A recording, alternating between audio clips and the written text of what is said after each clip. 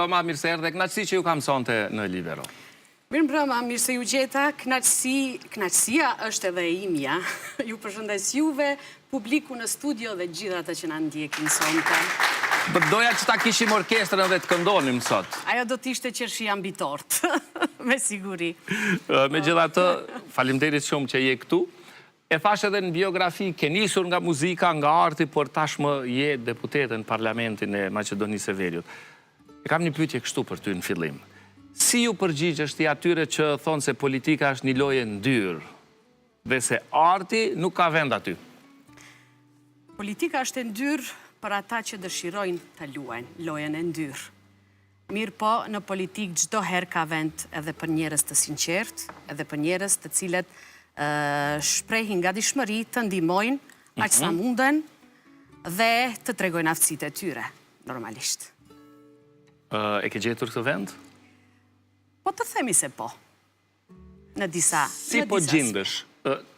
Ku e ke atë kufirin, themi, të artistës, pastaj politikanës, apo të dyja i ke bërë bashkë? Shikoni, unë çdo herë mundohem t'i bëj bashkë.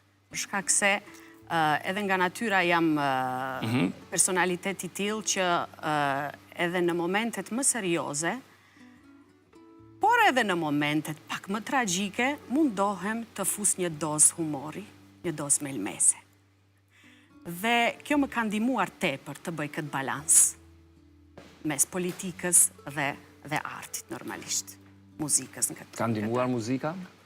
Ka ndihmuar se si ti qasësh njerëzve, raporteve me njerëzit, me publikun në këtë rast? Definitivisht, sepse të dyja kanë të bëjnë me publikun. Normalisht, ata që të dëgjojnë, duke kënduar, të dëgjojnë edhe kur flet në televizion. Kështu që mund të themi se flitet për të njëjtën audiencë. Por normalisht qasja është më ndryshe në politikë. Ku e ndjen veten më mirë ti? Ku ndjesh më shumë Saranda? Shikoni, është pyetje e vështirë dhe ende s'po mundem të vi në një definicion. Ka gati një vit. Të të dyja. E gjej vetën të të dyja.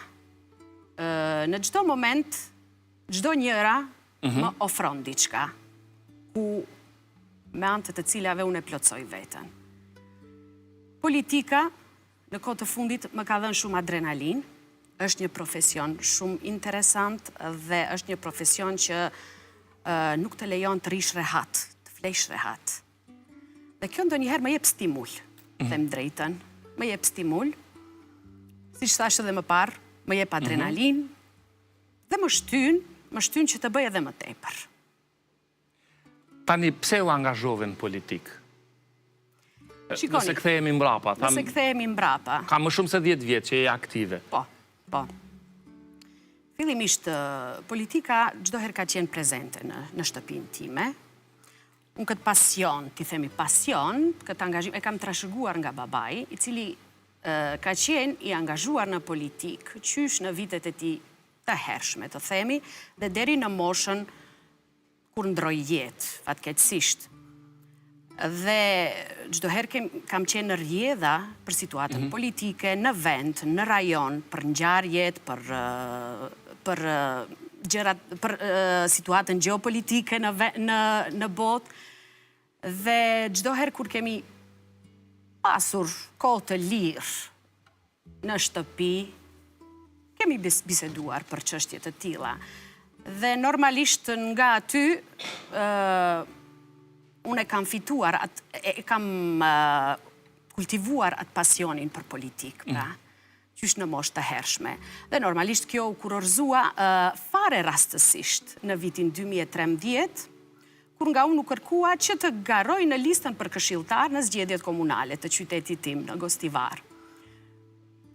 Të them drejtën, kisha ca hamendje, sepse ishte një hap i madh normalisht.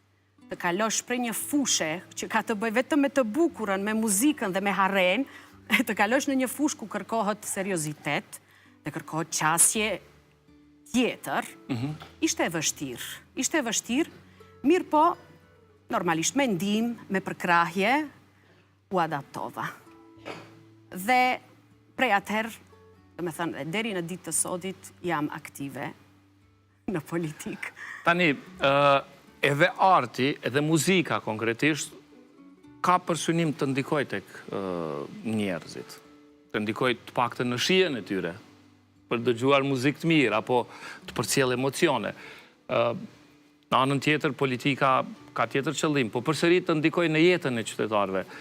Ku duket ty ndikimi më i madh?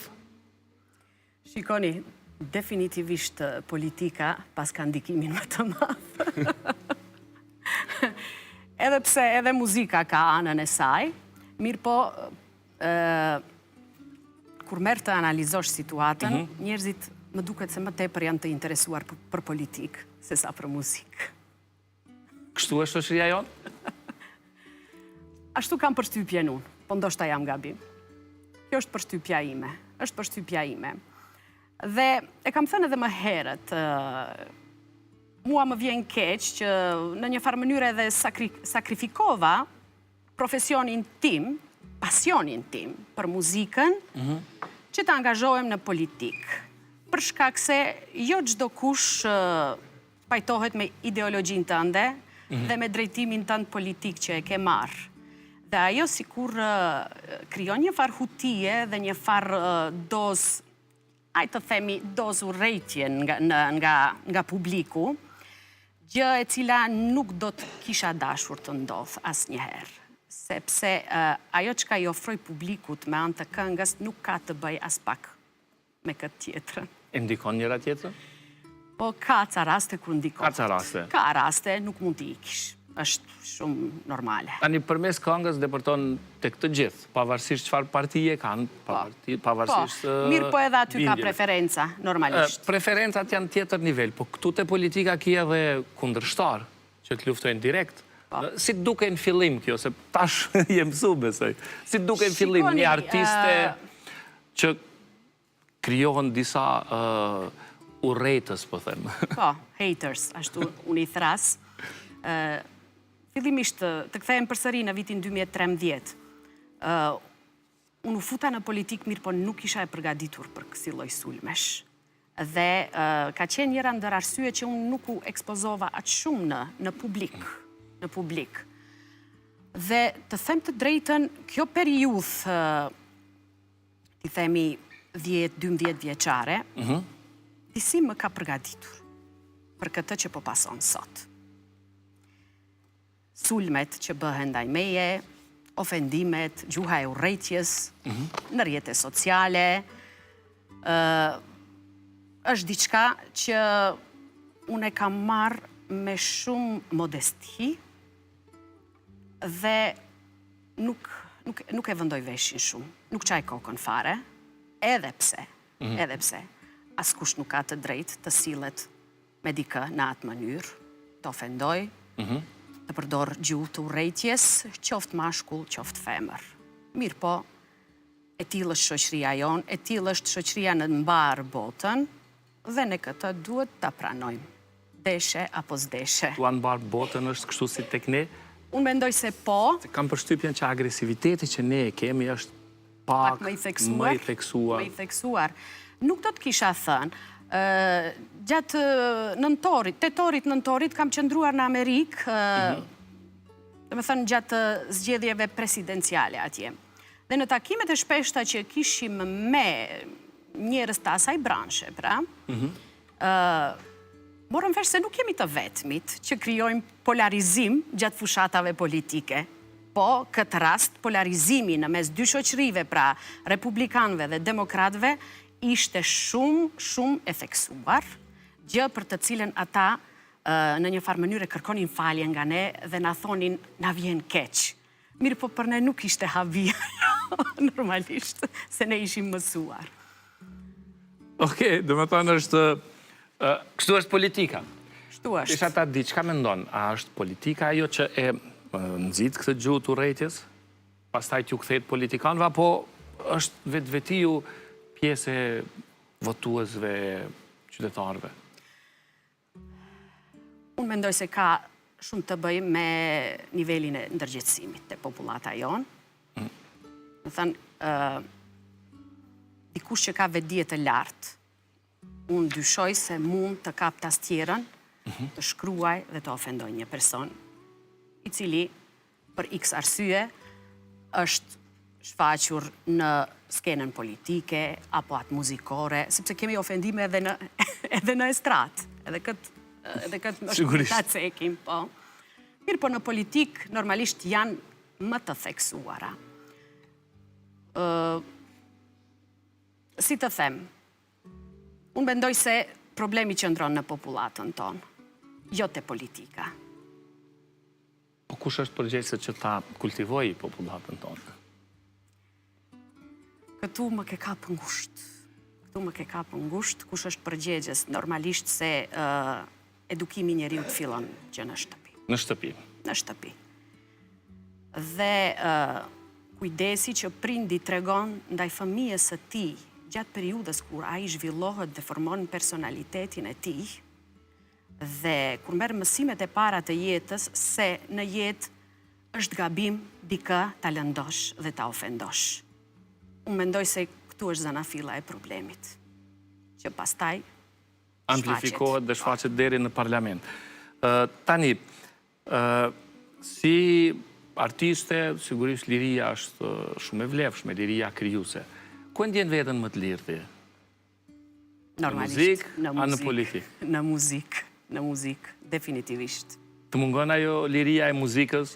Më mungon, tepër, më mungon. Mirë po, nuk është se jam larguar 100% nga ajo. Po, përsëri edhe kur je në muzikë, tash e ke backgroundin e politikanës, deputetës. Po.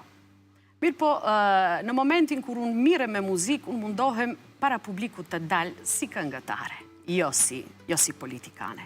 Tu ofroj atë që ka di unë më mirë. A është talenti im. Dhe normalisht, deri tani nuk kam hasur në keq kuptime, mirë pritet ende, po do të qofim më tutje se si do të zhvillohet. Si e vlerëson ti rolin e grave në Maqedoninë e Veriut, po flasë për pjesën e grave shqiptare në politikë? Sa është e vështirë t'jesh grua në politikë?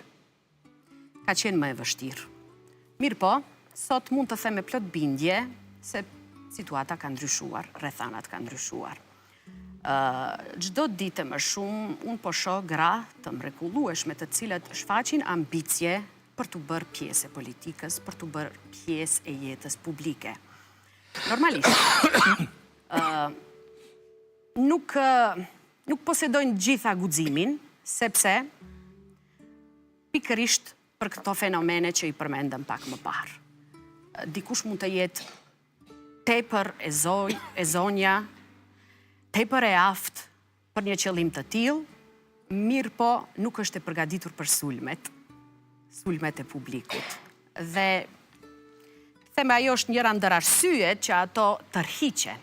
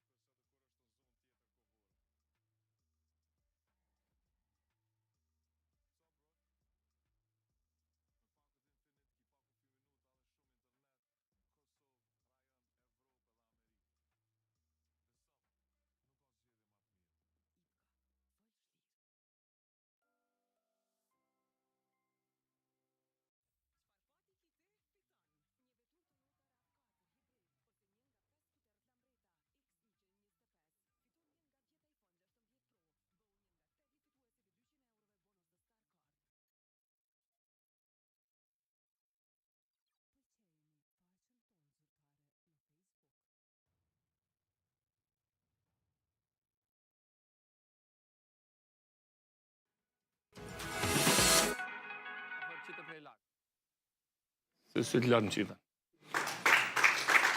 Faleminderit, zonja. Saranda, ishim duke folur para marketingut për rolin e grave në pjesën shqiptare të Maqedonisë së Veriut në politikë. Çka përjeton një grua politikane që nuk e përjeton një burr, themi? Paragjykimet. Paragjykimet. Paragjykimet, definitivisht. Për çdo lëvizje, për çdo vepër që ti e bën, për çdo fjalë që e nxjerr nga goja, paragjykohesh 2 fish më shumë se sa një burr. Pse? Është çështje mendësie apo është çështje që nxitet edhe nga Unë mendoj se beteja politike? është një stereotip. Është një Stereotip. stereotip, po. Që mundohemi shumë ta luftojmë, mirë po ajo është krijuar dhe do goxha kohë që të shkulet nga mendësia jonë ajo. Është vështirë, po ky është fakt.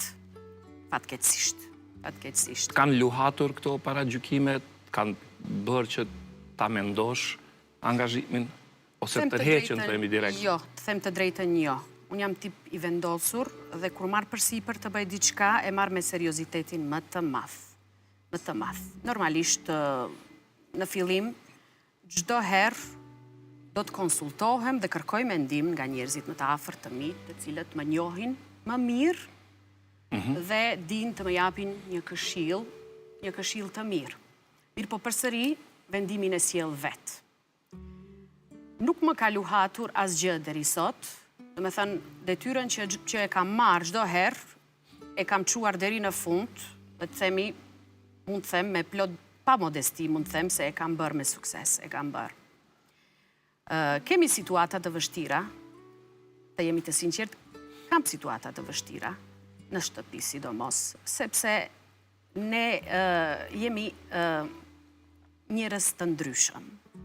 Dhe normalisht natyra e njerëzve ndryshon. Unë me bashortin tim kemi natyra të ndryshme. Ajo është e kundërta e çdo gjëje që unë e kam, që e posedoj. Normalisht edhe ai mirët me art. Dhe këto që unë po bëj sot janë në kundërshtim me çdo parim dhe me çdo vepër që ai ka bërë deri më sot. Mirë po, e ka pranuar këtë fakt, mundohet ende të adaptohet, e ka të vështirë, e kuptoj, mirë po në fund të ditës gjejmë një farë lloj kompromisi. Faleminderit shumë, Saranda. Do të shohim tani një let. Saranda, çfarë kujtimi është kjo fotografi? Çfarë është, një kopertinë apo është? Kjo është një kopertinë e një audiokasete. Audiokasete. Po. E para? E para, dhe është fotografia ime e parë artistike në atë kohë. Okej, profesionale. Profesionale. Cili vit? Nëse zgabohem 93 ose 94. Po. Thjesht më duhet një fotografi për kopertinën e albumit tim dhe ashtu si qisha, shkuam në një fotostudio dhe provuam disa herë, disa pozat të ndryshme të themi. Dhe kjo ishte ajo që më pëlqeu më tepër dhe vendosa këtë ta vendos në kopertinë. Kur e sheh tani, çfarë të kujton? Më kujtohet momenti, po. Si e përjetove albumin e parë? Ishte diçka e jashtëzakonshme, në atë moshë të re. Më thënë, ende pashkelur në të 16-tat, unë isha të themi vajza e parë në Maqedoni që publikoj një album, që i qizoj një album me 8 këngë të lehta. Ishte diçka e re në skenën e muzikës në Maqedoni, e cila u prit me shumë entuziazëm. Dhe të themi që nga ai momente, deri vonë, më thënë, unë gjita në kulmin e karrierës sime, në sa i përket këndimit. Më thënë, ishte periudha kur unë isha në shkollë të mesme, në gjimnaz. Në gjimnaz? Po. Okej. Kur jemi te muzika, ne kemi një surprizë për ty. Po? Ta ndjekim videon.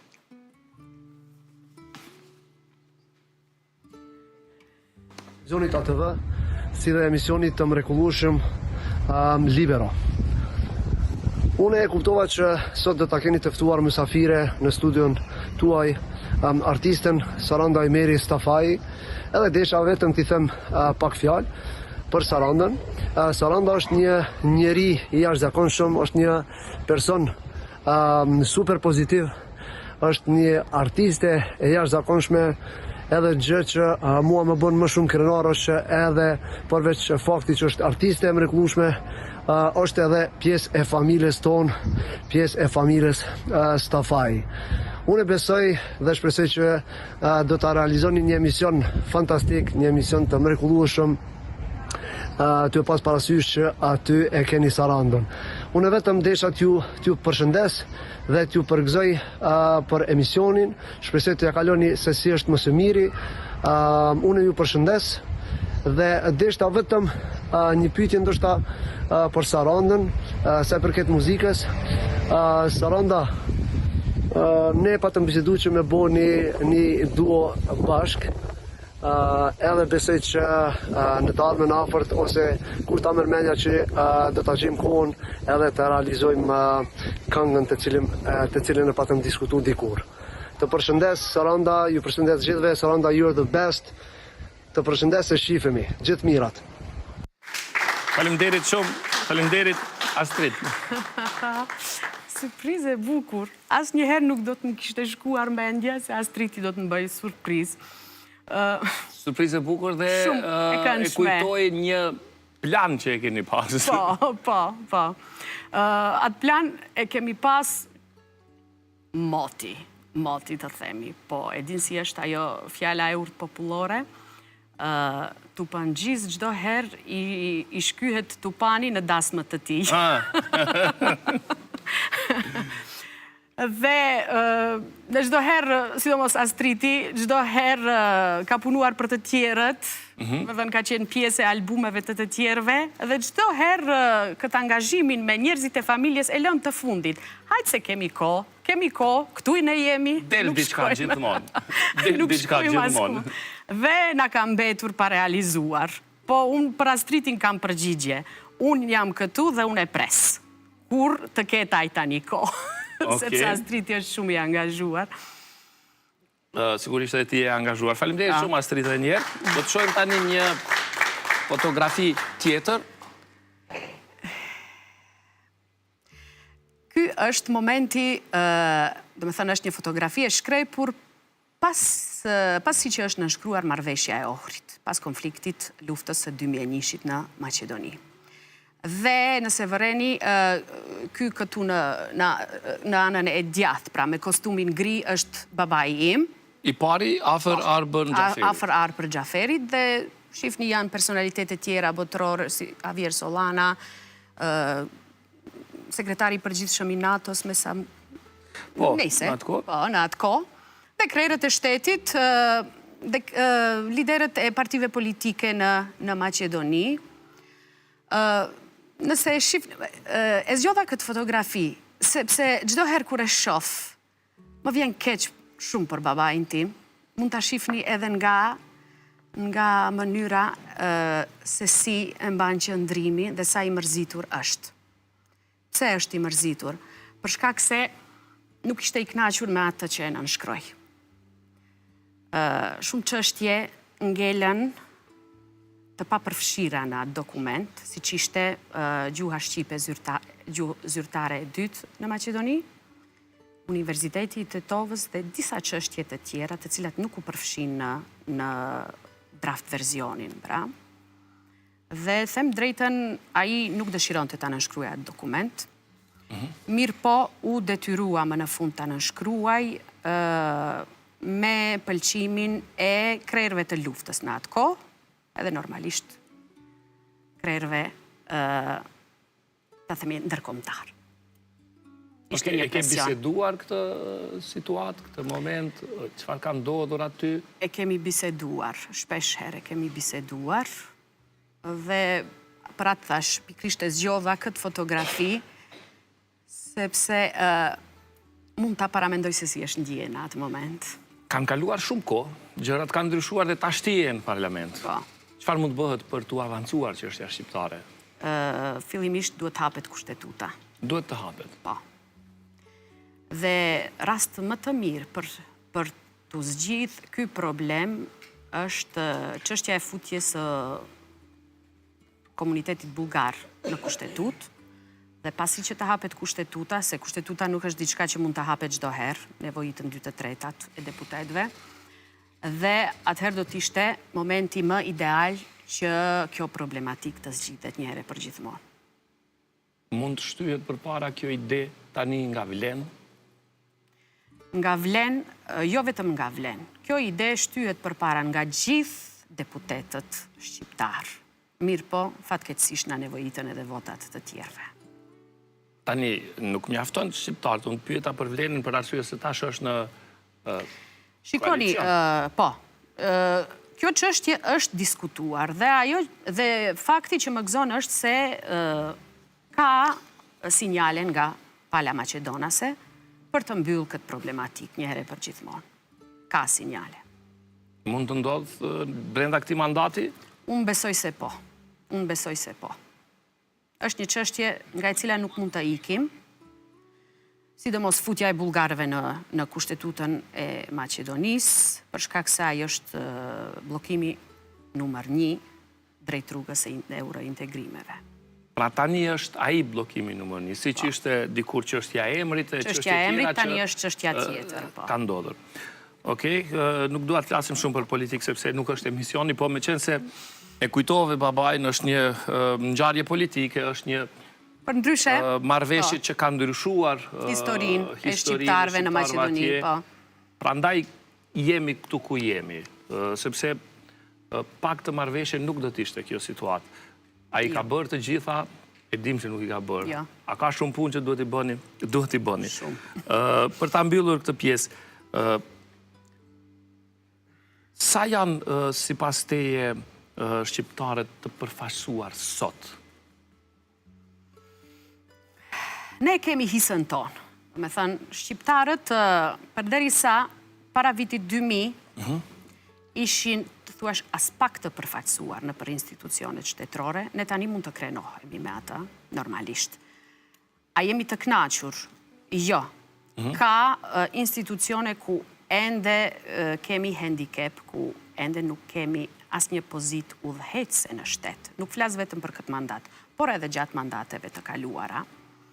Ja, për shembull, mund të jap një shembull. Ditë më parë ne votuam në parlament guvernatorin e Bankës Popullore.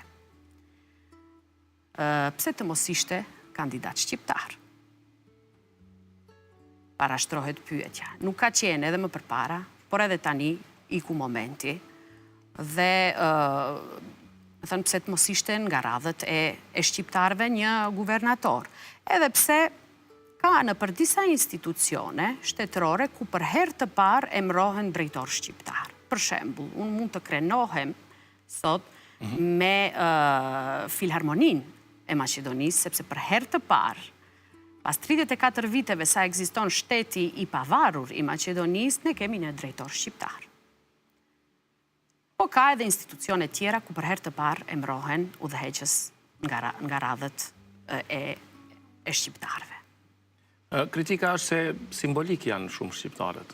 Vetëm simbolikisht aty. Nuk është që janë përfaqësuar sa e meritojnë. Unë mendoj se është një propagandë. Një propagandë, normalisht, kur je në pozitë, çdo herë sulmohesh nga opozita për këtë qëllim. Mirë, po nuk është puna se e kemi gjetur të shtruar me lule edhe ne, të themi në gjuhën popullore, ashtu si e kemi gjetur dhe po mundohemi të avansojmë në për pozita udhëheqëse shqiptarët të cilët më shumë se 10-15 vite janë dhe kanë qenë bashkëpunëtor të ri. Kanë mbetur aty ku kanë qenë që nga fillimi, pa u avansuar dhe pa marrë vendime pune. Mendoj se në këtë mandat, këtë mandat ne do të avansojmë diku rreth 500-700 të ri, të cilët ende nuk e kanë statusin e zgjidhur në institucionet ku punojnë ata. Faleminderit shumë, do ta shohim tani një fotografi tjetër. Në fakt, Ledi Radhës ka 2 fotografi dhe na çojnë tek lufta. Lufta. e Kosovës 1999. Konkretisht, këto janë fotografi të shkrepura në kampin e Qegranit. Qegrani është një fshat në rrethin të Gostivarit, nga aty e kam edhe unë prejardhjen. Dhe gjatë kësaj periudhe kam qenë angazhuar si përkthyese me ekipin e OSBE-s atë kohë. Çka ishte detyra jon atëherë? Detyra jon ishte të mbledhim dëshmi nga dëshmitarët okular, të cilët kishin përjetuar trauma, kishin përjetuar krime që kishin ndodhur në prezencë të tyre. Ne i mblidhnim ato deklarata, i dokumentonim dhe me krenari them se këto dokumentacione që ne atëherë i mblodhëm ishin edhe një material shtesë nga të cilat u ngrit akt padi kundër Slobodan Miloševićit atko në Hak. Me thënë falë punës në teren që e bëm. Se kujton ti këtë periudhë? Ishte diçka e jashtëzakonshme. Çfarë të thot kjo fotografi këtu, shihet në tent? Këtu në tent kishte një farë, nëse nuk gaboj, kishin pru diçka që ti arktonin pak fëmijët, po, diçka me humor ishte, me muzik, pra të largohen nga ajo situatë e traumatizuar, nga traumat që i kishin përjetuar. Këtu jam para tendës, po, para tendës OSBE-s, dhe normalisht pritnim njerëz që vinin, dhe ndonjëherë edhe ne shkonim, i kërkonim. Ishte vështirë të dëgjosh se çfarë trauma dhe çfarë krime kishin përjetuar njerëzit në atë kohë. Gjërat cilat unë mendoja në atë kohë se ndodhin vetëm në filma, mirë po, fatkeqësisht a ishte realiteti. Sidomos, një ngjarje që më ka tronditur tepër ishte një dëshmitare okulare e rastit të Reçakut, ajo një, dhe një rast tjetër, kur unë po shkoja të takoj një dëshmitare okulare, dhe derisa e pritnim atë, nuk isha idenë se kush është ajo. Dhe në momentin kur ajo hyri duke qarë në atë dhomë, në atë ambient ku ne e prisnim, rezultoi të dilte arsimtarja ime e fiskulturës, që e kisha pasur në Prishtinë. Një moment tepër emocional, tepër emocional. Dhe më njohti, dhe jemi çmallur, kemi qarë bashkë, më tregoj për tragjedit që i kishin ndodhur në familjen e saj, ishte një moment prekës. Pa ti një pjesë të jetës ke jetuar në Prishtinë? Deri në vitin 1991. Deri në 91? 91, po. Dhe u takove në ko lufte me arsimtarët? Do me thonë pas, sa i bia jo, 91, 99, 8-9 vite. Pas 8-9 vite. Po. Tani, këtu je me OSBE-n, dhe the që këto mendoja se ndodhni vetëm luft, por ndodhen realisht për popullin tonë. Shumë pak ko pas kësaj ndodhi edhe lufta në Maqedoni pas taj. Pas 2-3 viteve, po. Moment i vështirë, edhe pse në rajonin ku unë jetoja, në Gostivar, ne nuk ishim shumë të prekur nga sulmet dhe nga situata e tendosur. Mirë po, në rrethin e Kumanovës, të Tetovës, Shkupit me rrethin, ka pasur luftime të egra, ku kanë humbur jetën edhe civil, dhe luftime që zhvilloheshin, granatime që zhvilloheshin në fshatrat e malësisë të Tetovës, dëgjoheshin deri në Gostivar.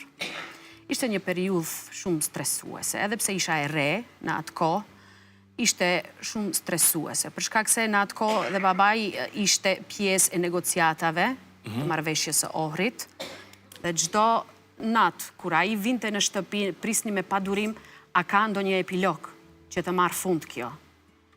Sepse dita ditës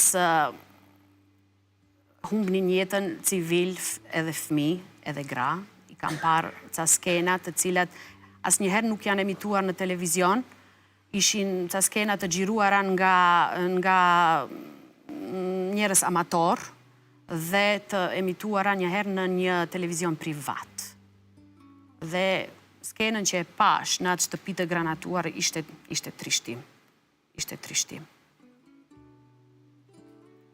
Periudhe rand. Faleminderit shumë.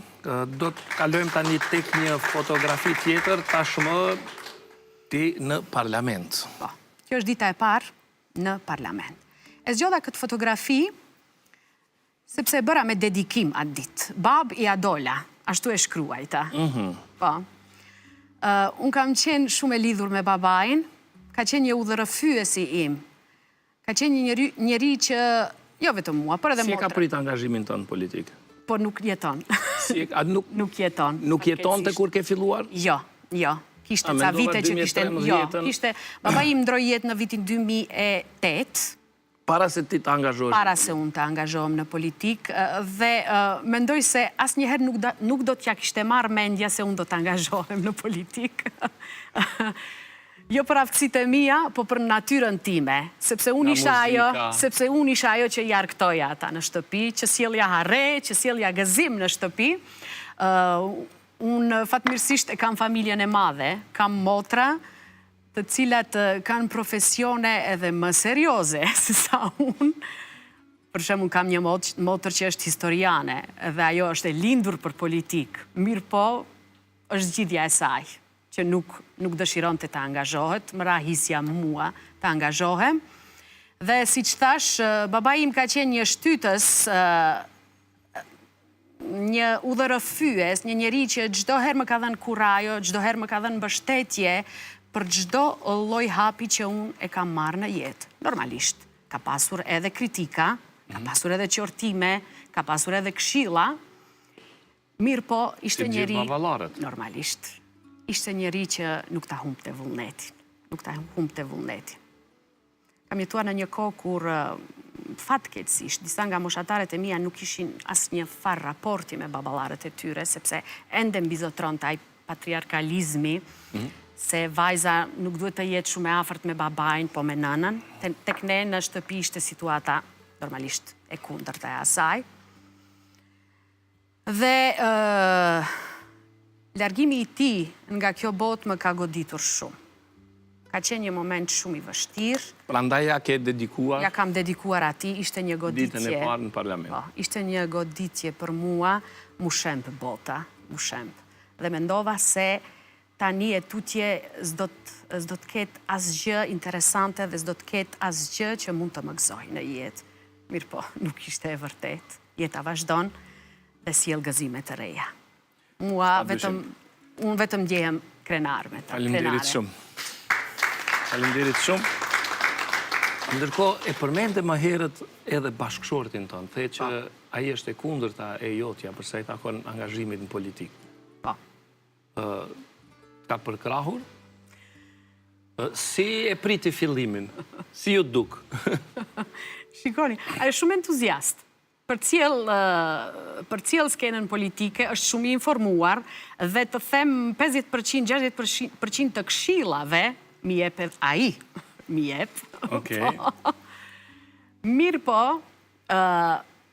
nuk po mundet do të ende të pranoj këtë realitetin e ri, sepse familja e tij dhe familja ku unë jam e martuar janë familje muzicientësh që miren me artë.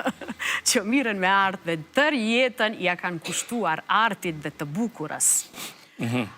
Dhe unë shkova dhe u aprisha ekuilibrin.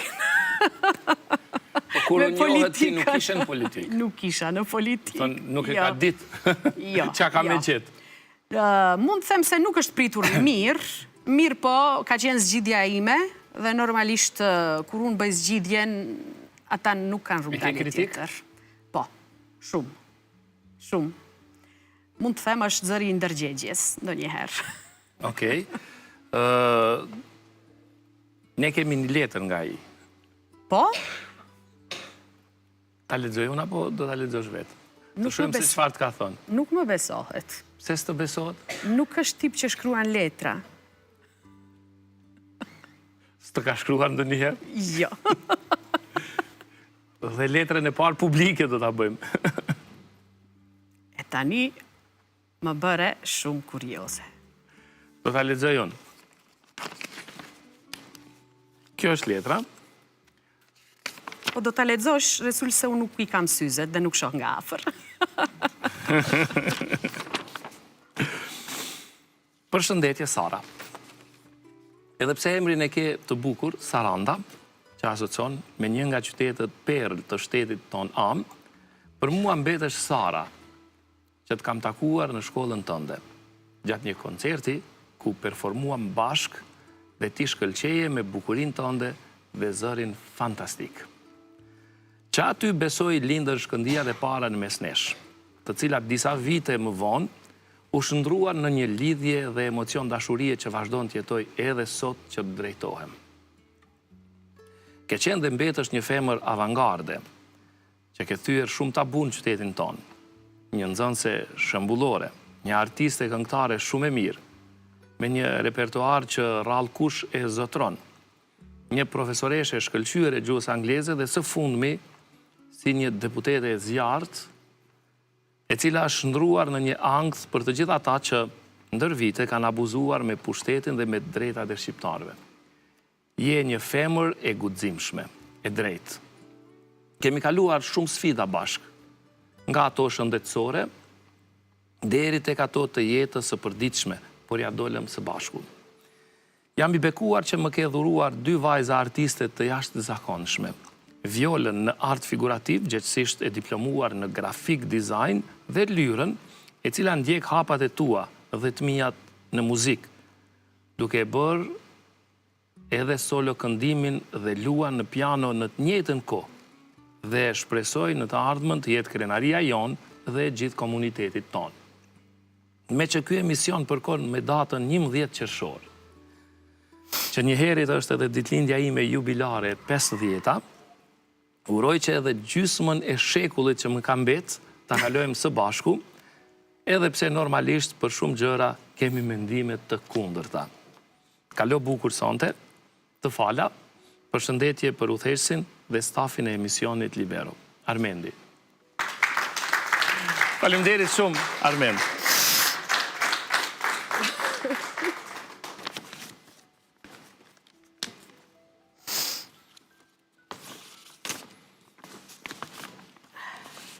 Yes. Befasi e këndshme. Të dëgjosh kaq fjalë të bukura nga një person me cilin e ndan jetën dhe çdo herë të kritikon në shtëpi. Kjo është mrekullia vetë.